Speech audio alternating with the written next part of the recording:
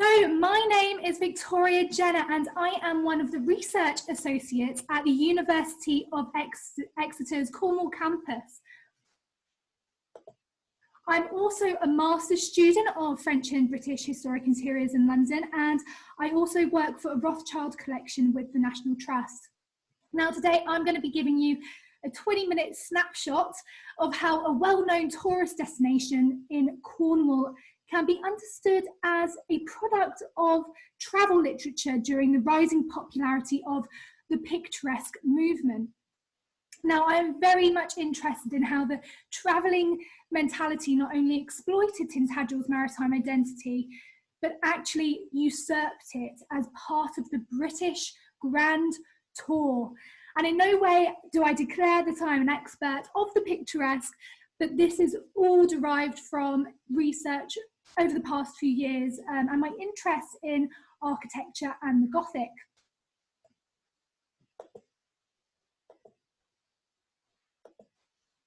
So it's all about perception. So when I first started looking into the history of Tintagel in northwest Cornwall, I very much welcomed the romantic stories attached to its ragged and dramatic coastline. And here is a beautiful picture from the English Heritage website. Now, since childhood, I had been fascinated by the magical figures populating the well-known Arthurian legends. Compelling figures had captured my imagination for years, and the notion of standing in a landscape where their legends could actually come to life was a very attractive notion. And I'm sure any of you who are familiar with the legends would agree. So the fact that I could potentially find myself in the Cornish chapel where the doomed lovers of Tristram and Isolde were buried, or the cave where King Arthur was born and delivered by Merlin, well, it was a very attractive notion.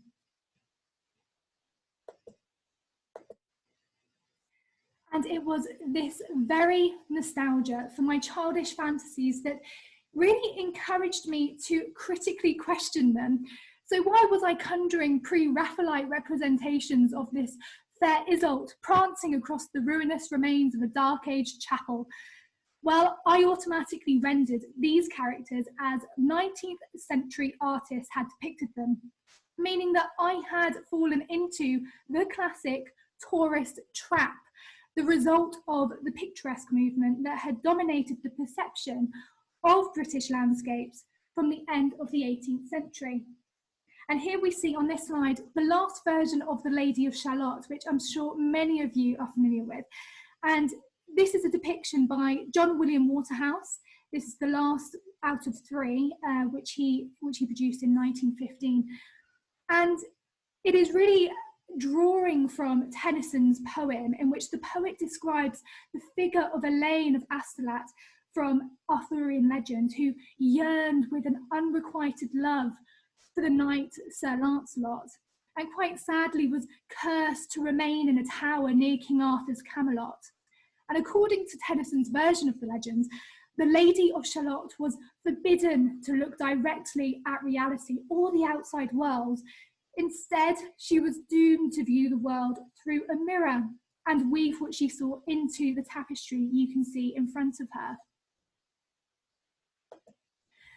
Now, I'm showing you this image to get you to really think about how pre-Raphaelite renderings are contributing to the popular imagery becoming so closely tied to Tintagel, which we only need to remember was originally a small slate mining and maritime community turned seaside retreat by the late 19th century.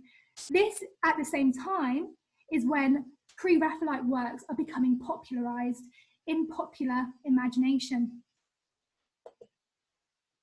But let's go back 100 years earlier, when Britain continued to hold a turbulent and war-ridden relationship with France, and especially between 1793 and 1815, when the Napoleonic Wars were extremely inconvenient for many aristocratic, wealthy society figures who really wanted to partake and finish undergoing their grand tour of Europe.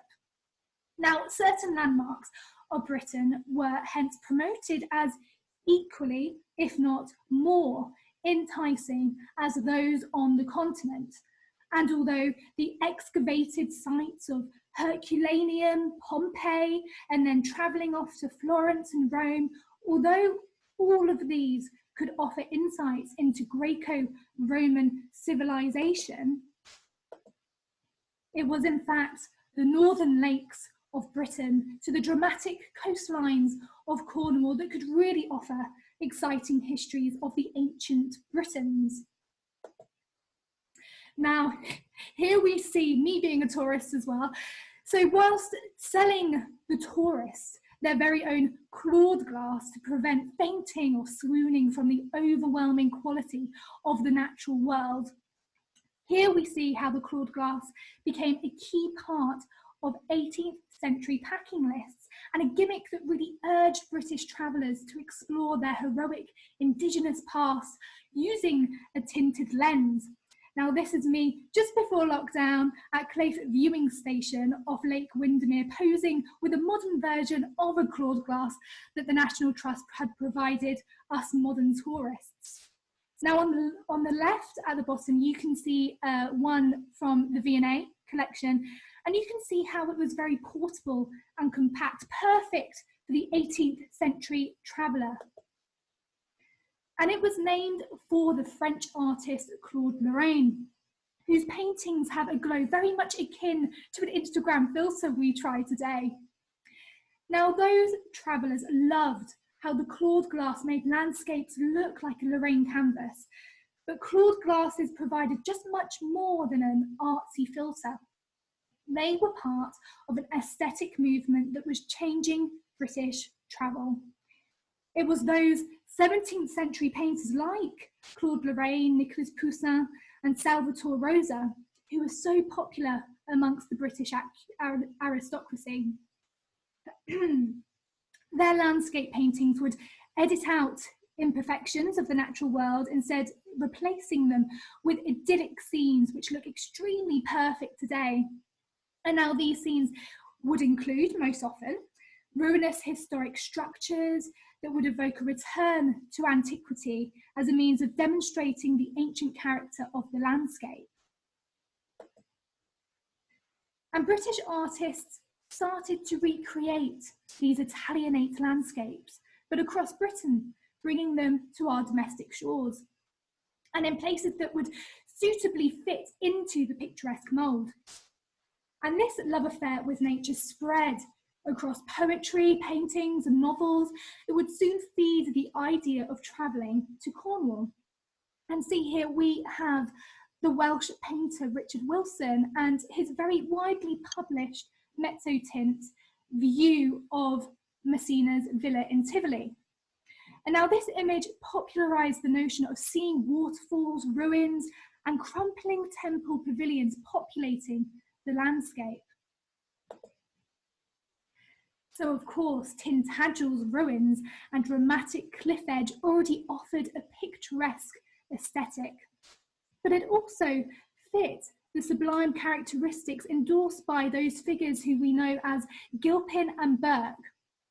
And from the violent waves crashing against Merlin's cave beneath the castle ruins to the black smog rising from Delabole slate mine, you can see quite a lot of similarities with what Gilpin is describing here. He says, many of the furnaces on the banks of the river consume charcoal, which is manufactured on the spot, and the smoke, which is frequently seen issuing from the sides of the hills and spreading its thin veil over a part of them, beautifully breaks their lines and unites them with the sky. Now, he said that in 1782. And the fact that Tintagel was, by this point, actually becoming an active part of a broad arena of travel performance that was urging British travellers to explore their indigenous, chivalrous and heroic past. Now, we see this through the rise of travel literature from the 1770s, and it's extremely informative and scripted. If anyone has been a fan of such novels such as A Room with a View by E.M. Forster, you can see how in the 19th century writers start to mock this dependence upon such scripted literature and the guidebooks, which are really circulating around travelling etiquette. So here in 1799, we have Thomas Gray's travelling companion directing visitors to Tintagel Cave and really urging people to experience the inspiration of Tintagel's visceral natural beauty. By the turn of the century, Tintagel was not only a legendary landmark, but was offering artists and writers alike an idyllic setting to exploit. And this really extended to how the local church, St. Materiana, was depicted as ancient and magical. For instance, it had to sell its bells to the London buyer, who considered them the same as those that had tolled for King Arthur, endowing them with magical properties. And I think it's rather fair to say that the ruins of the Dark Age castle were no longer acquainted with Earl Richard, but instead the magical King Arthur. And 20 years later, the place became more of a celebrity. Lord Alfred Tennyson's own grand tour to Tintagel ends up with him publishing his famous works, Morte d'Arthur, and then Idylls of the King. Here he describes a thrilling but terrifying scene of King Arthur's birth that very much echoes the awesomeness of nature, like Gilpin and Burke described in their own literature. He wrote, "But after tempest, when the long wave broke, all down the thundering shores of Bude and Boss, there came a day as still as heaven, and then they found a naked child upon the sands of dark Tintagel by the Cornish sea." And that was Arthur. So we know that Tennyson was simply retelling a legend put about by Geoffrey of Monmouth from the 12th century. But from then on, Tintagel was all of a sudden advertised as a tourist attraction in Cornish, Scottish, Welsh, and London newspapers. But the 19th century saw medieval-inspired Gothic revival interiors as a means of not just modernising the space, but reinventing it. And Tintagel shows how this was happening on a micro scale, but very theatrically too. Not only could you receive hot and cold seawater baths from Merlin's cave with electric motors on Tintagel's beach, but you could stay at the King Arthur's Camelot Hotel, which we can see here on the slide. Built between 1898 and 1899 in the medieval Gothic revival style by Sylvanus Trevena. Now, if you can look closely, the hotel's castle-like towers rise into the skyline from the cliff top, and you can really imagine it sitting there, dominating the landscape opposite the castle ruins and overlooking Merlin's magical cave. And Trevena's hotel really physicalized the drama that had become so popular on the page and in artworks. It was, and is still, impossible to ignore, as it dominates the horizon by manipulating the fall of natural light upon its castellated exterior. It was designed to accommodate its surroundings, much like the Maritime church. Trevena's hotel shows how the Gothic style had risen to popularity across the duchy, and this is sort of a popular image very much aided by A.W.N. Pugin, who declared the Gothic style as especially British and Christian, and Horace Walpole's pioneering Strawberry Hill House in London, which you can see here, which I do thoroughly recommend a visit when we are out of lockdown. Now, 8 years before Trevena's Hotel was actually built, the Gothic has been already introduced into ecclesiastical architecture in Cornwall, first by John Loughborough Pearson, who in 1880 built Truro Cathedral, famous for its Gothic vaulting. Now, these architects followed the crowning glory of Loughborough Pearson's Truro Cathedral, and you can see them here from George Edward Street all the way through to the Sedding family.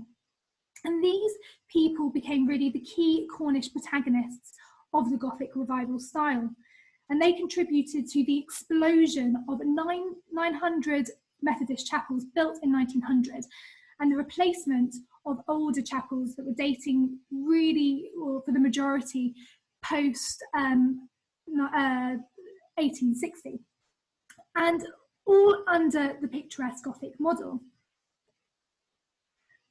The Anglican Church needed to respond to the popularity of Methodism and replace its churches with modern arts and crafts Gothic features as a way of doing so. So, for example, here on the left, you can see at Laddock a beautiful display of Morris & Co glass. Now, this ends up influencing the architect for another one of our Maritime churches, which is in Poole, called St. Paul de Leon. Now, its stained glass windows produced in commemoration for the Great War used the same scheme and the same manipulation of light. So how does Tintagel's church relate more to the Gothic? Well, it plays a part in this wider context of the reinvention of Anglican churches in the 1870s. And the most significant change in its design was the restoration in 1870 by Piers St. Aubyn, who practiced in the Gothic manner. Now, he added a number of new stained glass windows, and as you can see here, they would include St. Materiana, St. George, St. Piran, and these are three modern copies of old master paintings and a Roman milestone also bearing the name of the Emperor Licinius. Now, I think this is important to note because these really make me think of a rather famous figure in the decorative arts world called Sir John Soane, who 50 years before these windows were made was actually using stained glass to also evoke ancient figures in skylights and stained glass, even depicting Shakespearean characters in his house museum, Lincoln's Inn Fields, between 1792 and 1825 in London. Now, his use of coloured glass in skylights, doors and screens to create a variety of atmospheric effects was something new and very much closely linked to the picturesque movement. But above all, it was a vital part of what he called his poetry of architecture.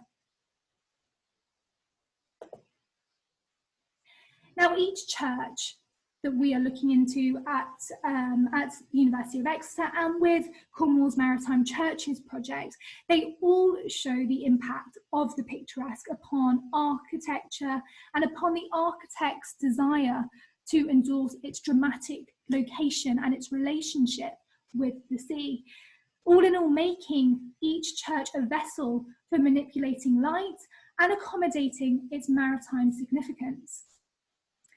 So that is the end of my snapshot, my quick 20-minute insight into the picturesque and its emergence in Cornwall and how it has impacted the architecture of some of our churches. Now, as you can see, I've just placed on our last slide the Connect With Us page, so you can connect with all of our social media.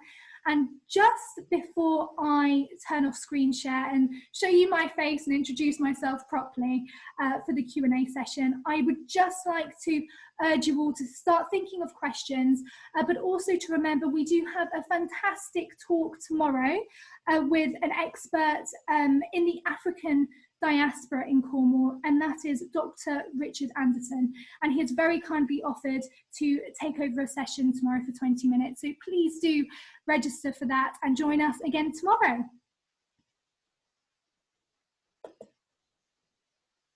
Hello everybody, hi. Thank you so much. It's so great to see so many people and from all over the globe. I can see people in South Africa, I can see people in Spain. So thank you so much for joining us. So if you would like to place your questions, I can see that I've already received a few questions. Okay, lovely. So from what sort of glass? So I may just ask Chrissy just to perhaps add to that question in terms of the clawed glass, or perhaps to the stained glass.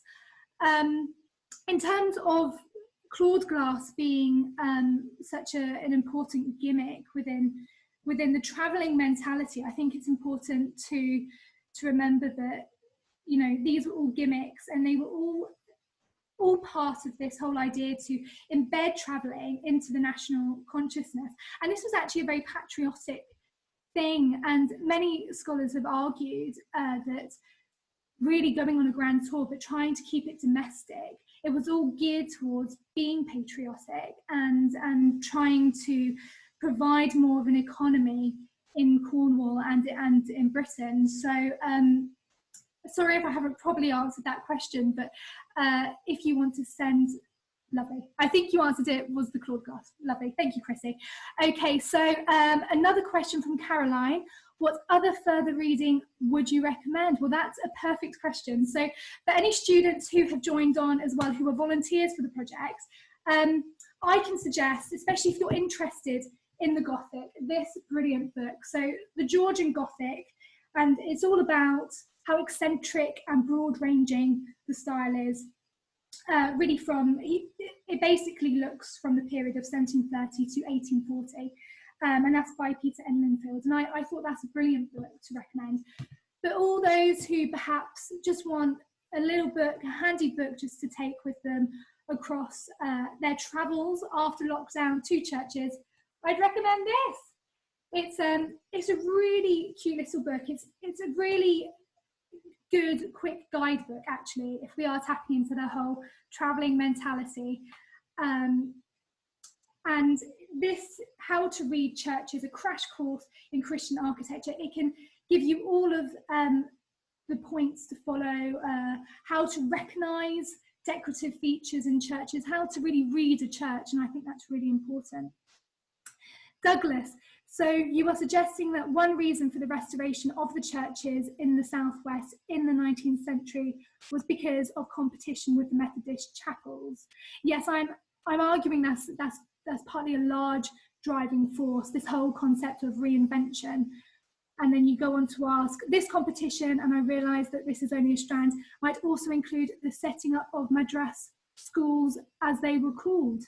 Now that's a really interesting concept, and Douglas Young is going to be speaking to us actually on Saturday. So perhaps, Douglas, I may ask you to bring that back up, because I would be really interested to read more. Again, I'm not an expert in this field, but I could always learn more. So that looks really interesting. And then our last question, I think, because we are running out of time, from Leslie. I think you suggested that Truro Cathedral led the movement in Cornwall, but there are earlier examples among the church commissioners' churches. For example, Holy Trinity St. Day by Charles Hutchins, built in 1826 to 1828.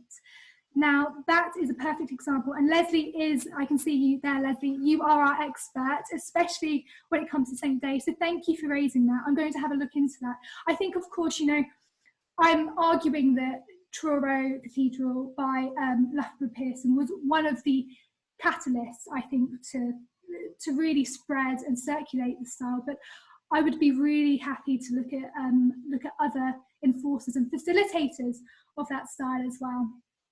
Lovely. Well, thank you everyone so much for dropping into our half-an-hour session. And I just want to remind you, please do register for our other virtual tours that we have in the week. Also, if you are interested in this subject and on anything I've written about the picturesque in Cornwall, I have also just written a journal article for the Institute of Cornish Studies, so you can always subscribe to their journal. And this will also be available online on our website. All you need to do is go to www.cornishmaritimechurches.org.uk. So lovely. Thank you very much. Thank you, Rachel. Thank you, everybody, for turning up. Have a lovely rest of your day, and I will see you tomorrow. Bye-bye.